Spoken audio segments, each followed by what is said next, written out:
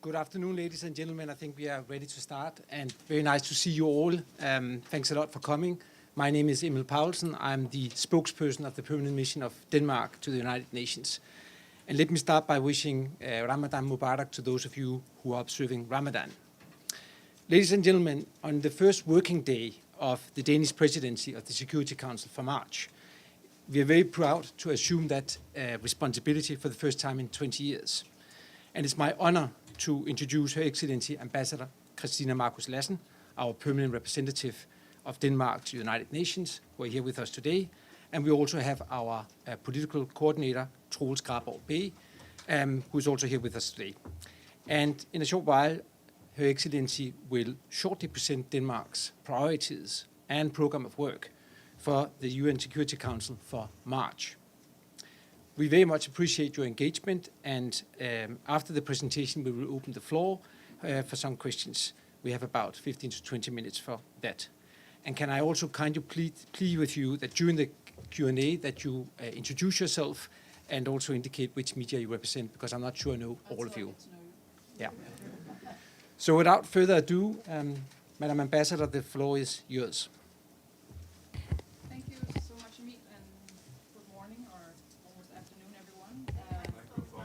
Sorry, see, I did.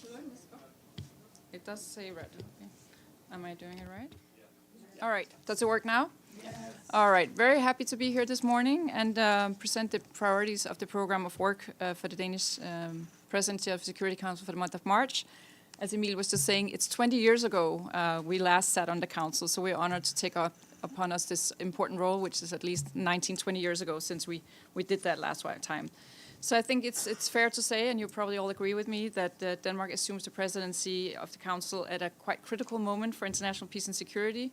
Of course, we have, unfortunately, a number of conflicts continuing to rage, from Sudan to the DRC, from Ukraine to the Middle East, and of course, conflicts and crises that are all equally important and urgent, and we're certainly very, very aware of the task and the challenges ahead. So on that background, what we will strive to do during our presidency is to be constructive, creative, and consistent. We'll seek to listen to all parties, consult widely, and be responsive with a view to try to build consensus. And that also means listening to diverse voices and be transparent. And we will do that with a strong dedication to multilateralism. You may know that my country is a founding member of the UN, and we've always been extremely supportive of this organization. We also have a strong belief in international law and firm belief in that, and promise of the Security Council to act as the crucial global forum for international peace and security. And when you see our program, and I hope you already have it with you, you will notice that we also we've tried to put it together to have a council that works as intended, and by that I mean as much as possible, tries to deliver on the mandate and has a real impact. And that's why we're really focusing with all these things going on right now in the world. We focus our program on the mandated meetings because it's already a very packed agenda for March. But as I said before, while doing that, trying to bring in relevant voices by those from those most affected by the crisis on the agenda. We also bring in some of the priorities that we were elected on during our campaign, which is, for example, women, peace and security, climate, peace and security, and of course the whole foundation of international law and the UN Charter. We'll try to bring that into the country-specific files. And by not stuffing the program, we are leaving, of course, slots open for the Council to consider new developments as they may arise, and we already have talked about several of those this morning with the other PRs. We've added one signature event to the program, which we think has a very clear and operational purpose, is to discuss UN peace operations, as what we think peace operations are an indispensable tool for conflict management and resolution for the United Nations, a tool at the disposal of the Security Council. And we would like the Council simply to have an honest look at this and discuss it. There's a lot of processes going on the question of peacekeeping, a lot of debates, but we would like to have one time where the Council has a chance to discuss it and how we really make peace operations more adapted to the current realities. And to do so, it's going to be a high-level open debate chaired by the Danish Foreign Minister. And of course, we hope for active participation of all interested member states. And already we got a lot of positive feedback on that issue, so it seems there is a lot of interest out there. Finally, I wanted to just highlight also that we recognize, of course, that peace and security is a collective endeavor, and partnership with regional organizations is essential. And that's why we are very pleased that the annual briefing on cooperation between the UN and the European Union is taking place during our presidency month. We'll have the new EU High Representative coming to brief the Council for the first time. And obviously, we believe that European security architecture is of key importance to the stability of not only Europe itself, but also the wider neighborhood, and that the EU is a strategic partner of the United Nations across the globe. It's not always so highly noticed in New York, but it's of course the EU being the biggest humanitarian partner, a very big development partner, and also very strongly working with the UN as a partner in many conflict resolution issues. Again, I talked a little bit about our working methods and how we go about it, but we'll first and foremost try to be an honest broker. We'll stand for upholding fundamental values and principles, as you've already seen it, and try our best to make the Council work in what are quite difficult and challenging time. So what I thought I would do now is just to mention a little bit, highlight some of the meetings, and then we can go to the Q&A. You will see that there are quite a lot of meetings on the Middle East, 3 alone this week. And again, these are all the mandated meetings, so there might be even more coming. We'll have this week meeting on Gaza, Yemen, and Syria's chemical weapon, and then we have later in the month the 1701 debate or meeting on Lebanon, UNDOF meeting briefing, and the Middle East, another Middle East meeting on settlements, 2234, and then a Syria political humanitarian meeting. And just to highlight on a couple of those, the first this week is already on Wednesday, where we have Sigrid Karg in her sort of last meeting of her old role, talking about sort of the senior reconstruction coordinator, talking about humanitarian affairs and reconstruction in Gaza, and that's the day after the Arab League Summit, so we will have close consultation on that. But then she'll be back later in the month on the 21st for her other role, where she will have, this would be the monthly briefing and consultations on the Middle East, where, of course, in her role as interim special coordinator for the Middle East peace process, and that will be with the specific focus on settlement or resolution 2334. And this is, of course, at a time where the situation in the West Bank continues to deteriorate with a sharp increase in settler violence and expansion. So a lot to discuss at this meeting also. And again, in the beginning and later on in the month, we have that. We also have a couple of meetings on Syria that I just wanted to highlight. The meeting on the 25th is the, again, regular meeting on political and humanitarian affairs, where we have the Council being briefed by Special Envoy Guy Peterson and USG Fletcher. We expect the Danish Foreign Minister again, Lars Løkke Rasmussen, to chair this meeting. And of course, why it's specific interest right now with the political transition going on, and where we have focused from the Council side that it should happen in the spirit of Resolution 2254. And we might see also, of course, a transitional government appointed one of these days, and hopefully a process leading towards free and fair elections. That's at least what the resolution calls for. So we are eager to hear an update on that. And of course, very much to see an inclusive process here. So that will be, again, interesting under a new circumstance. The same even with the meeting on Friday on serious chemical weapons. Again, a meeting that used to be a little bit more routine, but this time it would actually be the first meeting about the chemical weapons program since the fall of the Assad regime. So we hope to hear a little bit new, both from the USG and also from, she will report from the OPCW's first visit into Syria since the fall of the regime. I wanted to just highlight 2 other meetings, and then I'll stop, I promise.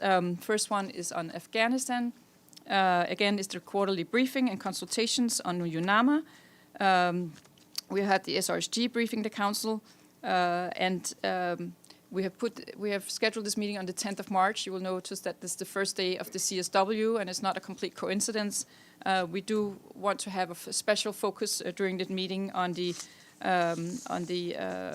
situation for women and girls in Afghanistan. We'll also invite a civil society briefer and have a WPS stakeout before that meeting. Again, we've all seen how the situation for women and girls has continued to deteriorate in the last 6 months again, with lots of new pieces of legislation that are very concerning. So we thought that was a good time to take stock on that. And of course, it's just happening just before the mandate renewal planned for the 17th of March for UNAMA. So hopefully we'll have a good meeting discussing before that. A second meeting I just wanted to highlight is the 27th of March, the briefing and consultation on DRC. where we expect SRSG Kaita to brief and also have a civil society briefer.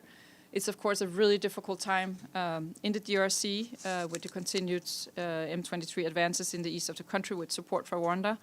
And I think the council have been quite clear about that. We were happy last month that we managed to adopt our statement on that, and of course strongly condemn the M23 offensive and call to a recommitment to the Rwanda and Nairobi processes. And basically would like to support all the initiatives that get the parties back on track. So it's an important meeting. It's a little bit late in the month. So obviously, according to the situation, we'll see if there might be something that develops that we need to convene the council early on this issue before the regular briefing. So these are some of the mandated meetings. Of course, as with DRC, we continue to monitor other crises that we might need to convene more urgently. We've learned that the hard way, I think in January and February, how many urgent situations there are and extra meetings being called, and we're of course very ready to do that. Sudan is another issue I didn't mention, where we could also imagine that it might be necessary to have a meeting. Of course, also Ukraine, where there might be an inflection point here. And then, of course, we've just had the Secretary General's letter on options for the UN in Haiti. All of that could be issues that we'll also discuss during our presidency. So with all of that, I'll just be happy to take some questions. Thank you very much, Madam Ambassador, on behalf of the United Nations Correspondents Association for doing this briefing. We hope you'll come to the stakeout many times during the month. My name is Edith Lederer from the Associated Press. 2 questions. First, I think you just mentioned Ukraine at the very end of your presentation. Have there been any requests for meetings on Ukraine during the month? And secondly, of course, your country has been in the news because of President Trump's demand that the Danish government basically give Greenland to the United States. And I wonder if you would comment on this and whether there is any role for the United Nations to play in this. Thank you. No, thank you very much. And I think on Ukraine, obviously, I mean, there's been some very eventful weeks, last few weeks, and nobody has specifically asked for a meeting yet. I think we all follow the developments now. Obviously, there's hope for some kind of breakthrough in a peace process, or at least a cessation of hostilities. I think it's important to note that nobody wants peace more than Ukraine. So, of course, we'll do whatever we can to support that. And again, as we saw during the debates last week, we just all hope that it will be on the right terms. So basically, the terms that do not reward the aggressor and punish the victim, and the ones that follow the UN Charter. Of course, we need to see some kind of solution that has a clear reference to the UN Charter and respecting Ukraine's territorial integrity and sovereignties and independence. So again, we are hoping, and if there be a wish, and as the situation develops, that's certainly something that we will look positively at. On the question of Greenland, I think, again, we've been working very closely. We have a very close transatlantic bond with the United States. We've been working very closely with the U.S. on security matters related to Greenland and the Arctic for decades. We very much agree with the administration that there is, in the current geopolitical environment, there is a need to look even further at strengthening security around the High North, around the Arctic. There's even a climate aspect to this, as we also see some new sea routes opening. So that's something we've been working together with NATO and the US on for a while, and the Danish government itself just recently again adopted another package of support to that. So basically, just to say, we very much agree with some of the security concerns that we've heard. When it comes more specifically to Greenland, I think it's important to say that, as my Prime Minister has stated several times, that Greenland, of course, belongs to the Greenlanders, and that's why the future of Greenland is really for the people of Greenland to decide. Independence is possible. Greenland is currently, and has been for centuries, an integrated part of the Kingdom of Denmark. It was also endorsed by the UN General Assembly actually back in '54. But certainly, if the Greenlanders decide so, that in that case independence is possible and they have the right to self-determination. So that's sort of not really a discussion for us to have in that sense, if you understand. Yeah. Sorry, I'll just take back my role as moderator, otherwise you make my role very easy, because then I don't have to moderate. But I think there's a question on the second row by the gentleman with the microphone. Please go ahead. Thank you so much. Thank you, Ambassador. My name is Abdul Hamid Sayam from the Arabic daily Al-Quds Al-Arabi.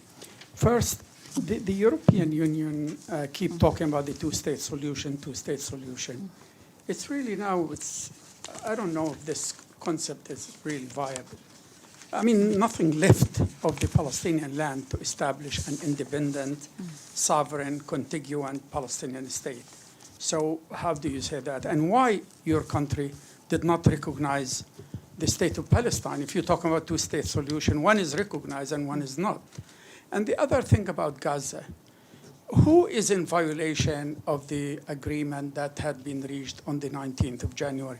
Who is closing all the crossing points to Gaza? Who did not withdraw from the Philadelphia corridor? Who is not allowing humanitarian aid, especially tents and mobile homes, to enter? Why you don't say things the way they are and have that, clarity in position? Thank you very much. Thank you. So just to be clear, there was basically three questions in one, I think. So one about the two-state solution, one about recognition, and then one about the latest violations of the ceasefire agreement. Your Excellency, over to you. شكرا كتير. My question about recognition is part of the first question. شكرا كتير تشرفنا. Certainly lots to be concerned about right now. I think we continue to believe in a two-state solution, and that's also why we continue insisting that process should go on. We have now the Global Alliance, of course, for two-state solution, and everything that has so sadly happened over the last year and a half.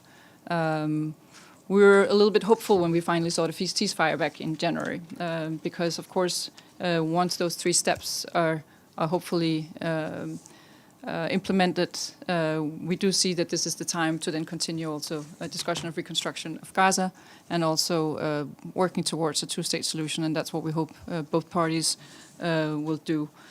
Why we have not recognized Palestine, I think, it's sort of, it's quite widely, it's not just us, so to say. We've always been on that side saying that basically we need to use that chip, so to say, when it really, really matters, and when we are in a situation where that could make a difference. And that's also the discussion we've had within the European Union, where, of course, some had done it a very long time ago, but for the rest of us, we've sort of waited for that. So that's also why we consider basically within the framework set out by international law that this recognition should happen as a part of a two-state solution negotiated against the party. We've heard it before, and we continue to say that, but we obviously also continue to look at what's happening. So that's also why you saw us vote in favor, for example, last May, when the General Assembly voted for giving the Palestinian mission here greater rights within the General Assembly. So that's we have adopted, I would say, along the way, but on the actual question of negotiation of recognition, that is still the case. On the ceasefire now, if I understand you correctly, I mean, again, this was finally a hopeful thing that happened. We've seen some of the very positive things come out of the ceasefire, including, of course, a release of a high number of hostages for the first time in many, many months, which has been extremely welcome, but also, of course, a very, very strong surge in the humanitarian assistance coming into Gaza, which was extremely needed because the people of Gaza, of course, have been living in completely horrible conditions for so many months. And that's why we think now we really just urge both parties to continue now the implementations of the ceasefire and the three phases, and which would mean also making the ceasefire permanent. We think it's regrettable that it seems that Hamas is apparently rejecting the extension of the first phase of the ceasefire. But it's also important to say that the Israeli announcement to block humanitarian assistance or emergency aid is basically very problematic. Access to humanitarian aid should never be politicized or become a means of pressure. And of course, as we've seen, it will become a serious issue for the civilian population in there. So we certainly just urge the two parties to continue now the negotiations about phase 2 of the ceasefire, and then hopefully leading to the permanent of the ceasefire. And again, that's what we hope, that could actually create the renewed momentum. I think we've all seen how badly it could go, and I think for most of the international community has only confirmed us in the belief that we need to move towards a two-state solution now. Thanks a lot. I go back to the first row, the lady sitting just there. Thank you. Thank you so much. Thank you, Ambassador. We're looking forward to the month. It's Pamela Falk from U.S. News and World Report. On following up a little on Ukraine, do you expect and I guess I'm asking, when is the EU rep, the High Representative coming? Is that for the 24th? Is that? It's 11th of it's the March. 11th. We have for the annual dialogue between okay. UN and the EU, so she's going to be here for that. All right, Yeah, so she- Callas. Yeah, And Callas, so yeah. my question is, will that be an opportunity? Do you expect bilateral meetings for a behind the corridors discussion that you might report back to us about on the divisions that surfaced in the General Assembly and in the Security Council on the Ukraine vote? Thank you. I think there's lots of discussions both in front of cameras and behind closed doors going on these days. And we saw of course, yesterday also an important summit in Europe. Everybody is consulting right now, and that's hugely important. I'm sure, I don't know what the High Representative's program is. I'm sure that's something that also would continue over here. I think what we saw last week is really, I mean, we all want the same thing, ultimately. We all would like peace. And again, as I said, Ukraine more than anyone. And I think that's really important, that it doesn't become a question of somebody being against peace, because of course we all would want peace. And the reason that you saw us voting differently last week than we normally do with some of our major partner is basically that we just want to make sure, as I said before, that this peace is on the right terms. And that's, of course, for Ukraine to be able to accept it, for Ukraine's right to be respected. It was, after all, this is the aggressor, it's the victim here, and we shouldn't, of course, reward the aggressor, as I said before. So for us, what was important, and that's why the Europeans, together with many other countries, put forward these suggestions for amendments for this draft text, both in the General Assembly and the Security Council. In the General Assembly, it was adopted, as you know, and we also voted in favor of the American text with the amendments. In the Security Council, unfortunately, there was a P5 member who vetoed some of our amendments, even those just referring to the UN Charter and to some of the basic principles. And that's why, in the end, we couldn't support it in that current form, and we abstained. So it's more a question of how do we get there than the end goal that I think we all agree on. Thank you. I need to be able to handle this. So I think just in terms of demands, I'll go to the third row, the lady in the white. Thank you. Yes. Thank you so much. Thank you, Madam Ambassador. My name is Susan Tehrani from WION. In terms of Russia's invasion of Ukraine, in that context, what is your greatest concern, and by extension, the EU's greatest concern? Would it be President Donald Trump? Would it be Russian President Vladimir Putin? Or would it be how Europe moves forward from here on out? Thank you. I think there's a lot of concerns out there because it's just a very precarious situation, not just for Europe, but for global security. Because there's no doubt who is the threat here. It's the aggressor. It's President Putin. It's Russia who invaded Ukraine in this illegal war of aggression. So, of course, our main concern here, and it comes back to European security because we're sort of next in line, but again, it has more serious consequences if this is just allowed to happen. So that is our concern. If you can invade a neighboring country just because it's possible, and actually then are rewarded, if you're rewarded after that, what would that mean for what would happen next? And that's, of course, a really real concern around Europe. And sometimes it's not appreciated. I think that there is this real fear, I mean, among many of our EU and NATO partners, that who would be next in line then. And that's not just Europe, that could even be countries around the region, but also, of course, more generally around the world, what kind of signal. So that is our main concern. So it's all linked together, so to say. And that's why, of course, we're kind of sort of standing with what we've been saying the last 3 years and continue to insist on that. Thank you. I'll go back to the second row, the gentleman sitting next to Arab Daily. Hi, Madam Ambassador. Xu Deji with China Central Television. First, wish you a very successful Thank month. you very much. My question is also concerning Ukraine. Very simple question. As the president, as an honest broker, we adopted a resolution for the first time ever last month. Where can the members go with that resolution? And do you think that the UN has been sided now on this issue to solve the Ukrainian crisis? Thank you. I think, let's be honest here, I mean, to go to your first question, last question first, I mean, UN has not had much of a, Security Council hasn't had much of a role throughout this conflict because a P5 member was involved in this situation. So I don't know if UN has been more or less sidelined. I mean, we have the discussion here, and we had a good debate also, I think, in the GA last week, where some of these concerns were really highlighted. So that is important. As for the resolution that was adopted, we see it as a framework. Again, it's an intention, and that's also what was very clearly articulated by the U.S. mission here.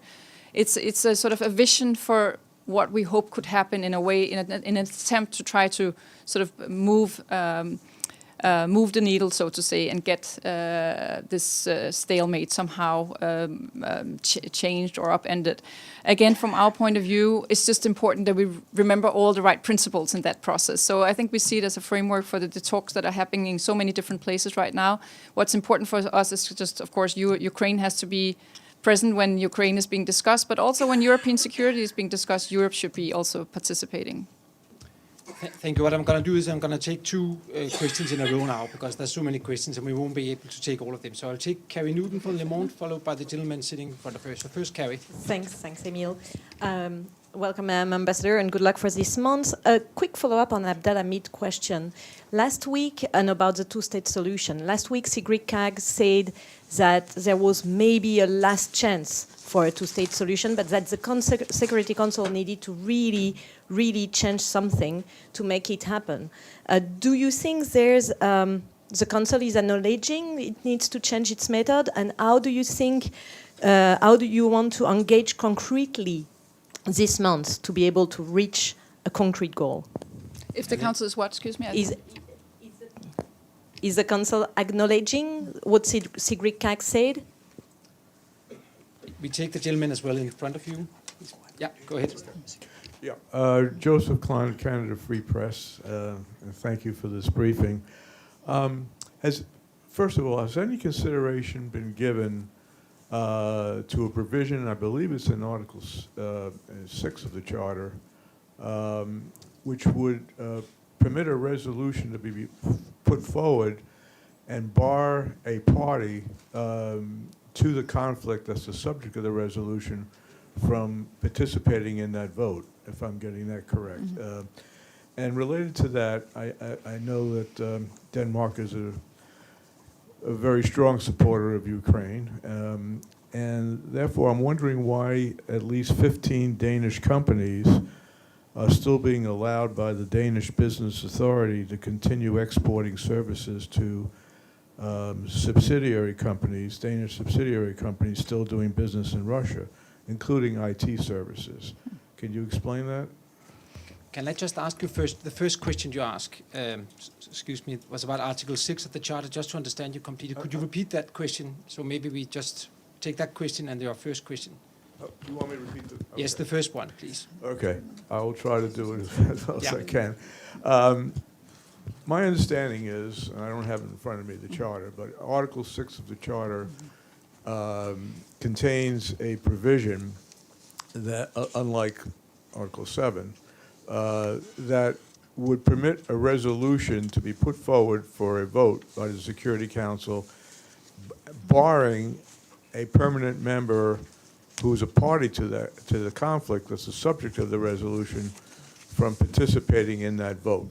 So if I'm correct with that, is any consideration being given to possibly invoking that provision to avoid a veto by Russia.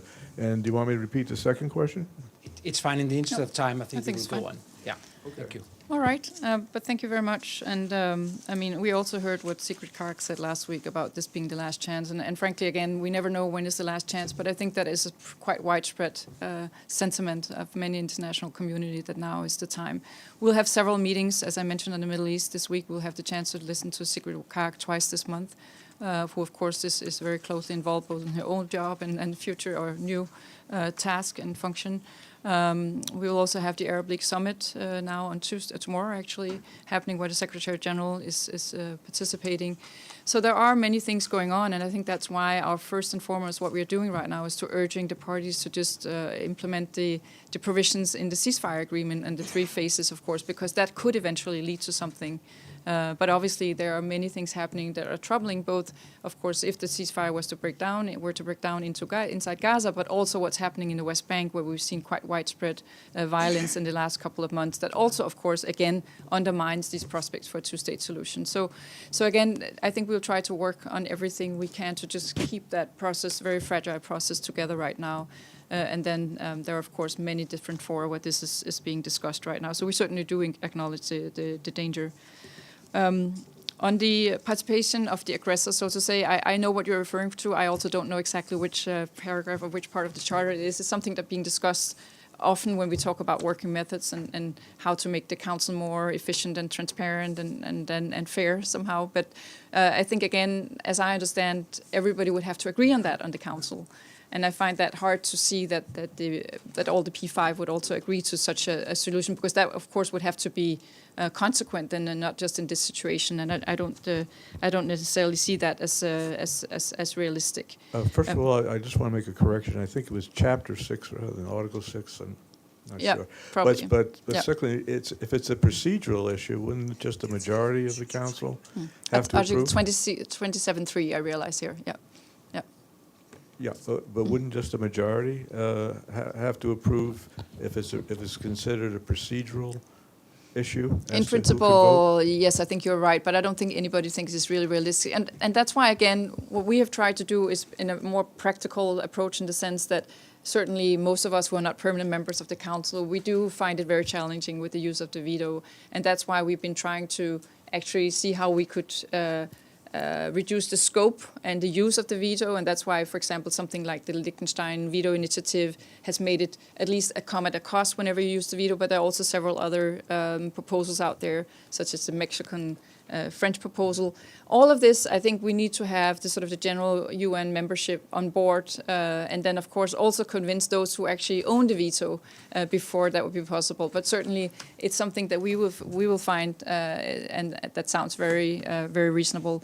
On your last question about Danish companies, I have to say I don't really know which ones those are. I know since the beginning we were very strict from the European Union side. Actually, Europe very much took lead when it came to the sanctions against Russia for the illegal aggression against Ukraine. We did have some humanitarian exemptions. I don't know if what you mentioned fall into that. I know that a lot of Danish companies pulled out at very great cost. A lot of their companies basically were pretty much seized inside Russia. So there's been a long process over the last 3 years with that. And if there are some companies, again, I can't answer you right now what that would. Why that would be the case, but certainly it's something that we have a very strong focus on. As you said, we have been a very, very strong supporter of my country to Ukraine throughout this process. And that's also what you would have heard again, even my Prime Minister mentioned yesterday, something that Europe has to be even stronger. Even now, if we hope for a peace, we need to make sure that Ukraine is just in the strongest possible position when those negotiations happen. And that's why we will continue to support Ukraine militarily, but also all kinds of other support. It might not be widely known, but my country is actually per capita, also relative terms, the biggest contributor to military support to Ukraine right now, and will continue to be so. Thanks a lot, Ambassador. I think we have time for 1 or 2 more questions. I'll take the gentleman on the third row, which I think is Gianpaolo, and then followed by the gentleman behind. Go ahead. Yeah. Maybe Stefano. Thank you, Madam Ambassador. I'm Stefano. Gianpaolo is another colleague. Stefano Vaccara, Ital Press, La Voce di New York. at least in Italian, I don't know if in English is the same expression, but no all devils come to harm, okay? We will say, non tutto il male vien per nuocere. And I'm talking about what happened last week. Last week, on the General Assembly, United States voted along with Russia, Belarus, and North Korea, and against what Europe proposed, at least in most European countries. On the Security Council, the 5 European countries abstained a resolution presented by United States. Is for the first time, and I've been here a long time in this building, I saw Europe. At least if somebody is not European here, all of a sudden saw a vote, a united vote of Europe, a presence of Europe in this building. So in your presidency this month, is your presidency was going to continue this to show that Europe actually can exist, maybe doesn't exist yet, but can exist, or first, first there would be the national interest of Denmark, and then maybe if it's coincide, there will be also Europe. That's a multifaceted question, I think you say. But I think Europe, first of all, I think Europe always exists. And at least sort of in our mind, we have a very strong European presence here. As a presidency, I mean, this is new for us, but the role, as we understand, we have to, of course, be an honest broker. So we're not going to sort of favor one part of the other. But we think it is important, as I think I referred to before, that Europe also stands up more when it comes to European security. And that's, of course, going to be in cooperation still. We have a very strong transatlantic alliance that has served us all very well for decades. I think we all have an interest in that, for that to continue. But within that alliance, Europe has to stand more on its own feet, so to say, and I think that's also what we saw yesterday at the summit in London and some of the other talks there's been. So again, we certainly think it makes sense to cooperate on that. Europe has had a very strong position on Ukraine since the beginning of the war, and that has maybe been more clear in the past week because of the events that happened. Again, we would prefer that we all sort of vote in the same manner with our allies, but we simply think that something was missing from that resolution that we needed to add on, and that's where you saw Europe expressing itself quite clearly. So whether it's going to be more or less, I always hope we work together in Europe. And on that note, thanks a lot, Ambassador. I know you have a very heavy schedule, so I think we will have to break it off here. But thanks a lot for all your questions. It was very nice to meet you on a Monday afternoon and looking forward to all our exchanges. Thanks for coming and stay in touch. Thank you.